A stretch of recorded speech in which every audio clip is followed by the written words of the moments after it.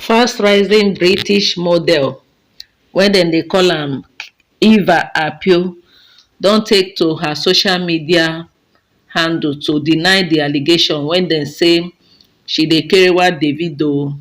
Dis allegation come as a result of im friend wey dem dey call Kenza. Kenza na im very good friend, im best friend, na im come go dey tell pipu say the time wey be say Chioma dey with belle, say dis Eva Apio carry her and Davido go Greece together, go kerewa, go jollificate together. Say dat time meanwhile Chioma dey with Ifeanyi belle.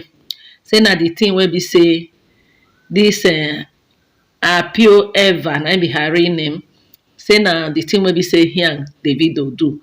So but dis girl don come out to come debunk the rumour, say na lie o. Make I read exactly wetin she talk. She say, I was gonna bite my tongue, but I can't let my name be dragged like this. No, I did not have an affair with Davido. I was seeing Tycoon, not Davido, and she knew this, but she decided to tweet and delete. She pushed the narrative, yet it's not true. So the babe don come out, don come deny this allegation. Say she no kerewa Davido. Say he and Davido no go any Greece go jollificate together. Say na Davido crew member na im dey friend wey dem dey call Tycoon. Say nothing like that happen.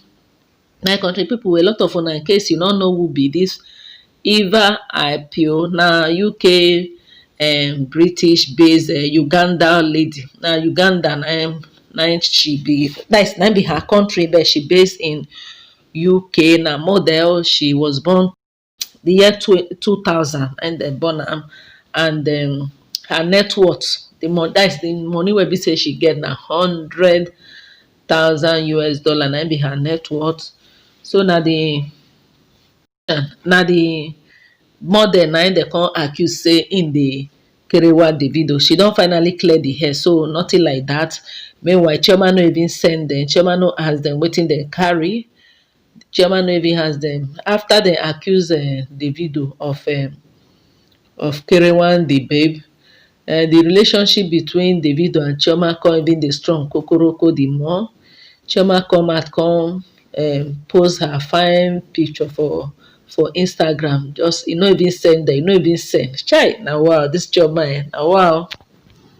Chioma and Davido relationship na one of the relationship when e be say e don face a lot of test of time and temptation, rumour here and there.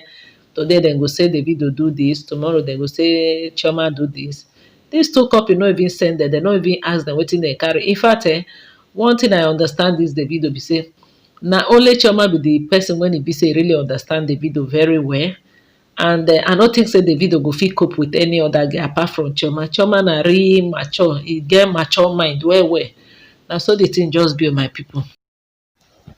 Alright, so my people, moving on to Alaafin of Oyo Palace. The estranged wife of Alaafin of Oyo, the last wife wey dem dey call Olori Badirat or Olori Ola, those two names na her name.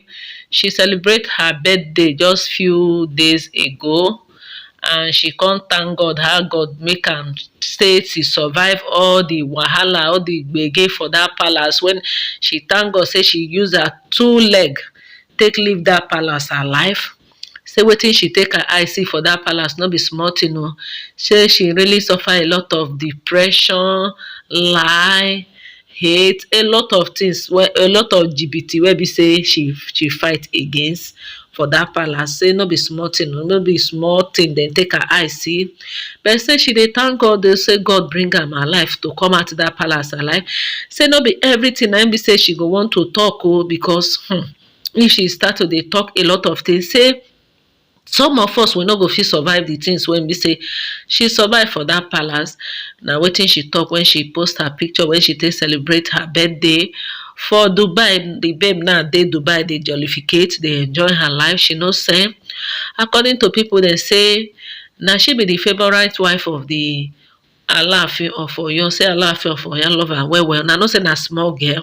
For dis kind small girl to decide to marry dis old papa, say the old papa no dey take am play o, say na she dey love pass. So because of dat one, other wives dem, 13 wives dem come gather together dey envy am no be small. Say so the envy wan kpai am. Dem wan kpai am for the palace. Say dem come put all sort of allegation against her, how she take dey friend one Fuji musician, different things wey be say dem level against her. E get one of the Oloris, that is the queen wey be say dem dey call Memunat. Dat one na im be the politician of the palace. They say that one na backbiter na she be. Say she say she be troublemaker. He say no be small thing o. Na dem come set this Queen Badirat, set am up. Before you know, she no fit just fit take am again. Nothing wey dem no accuse am of. At the end of the day, dem pursue am comot for palace. She run. She carry her 2 leg run comot for palace, run for her dear life before dem go kpai am o. So as she run comot for palace, now she don open her boutique. She's not doing bad. She dey enjoy her life. People come advise her say make she come remarry o, make she remarry o. People come dey ask her say whether this one wey she dey now, una know say she young well well, whether she no go marry. She never talk anything go that side o. Na some people come say person wey just dey recover from war front, wey just dey come out from war front, now dey talk about marriage. Now she's facing her business. So now her business na be her top priority.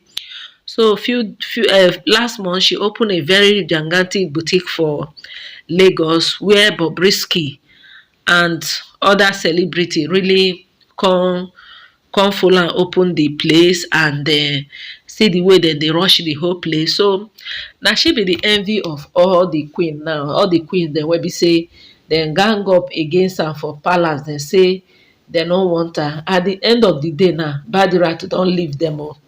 Make dem see Alaafin of Oyo. She no marry again o. She don dey her own jejeje.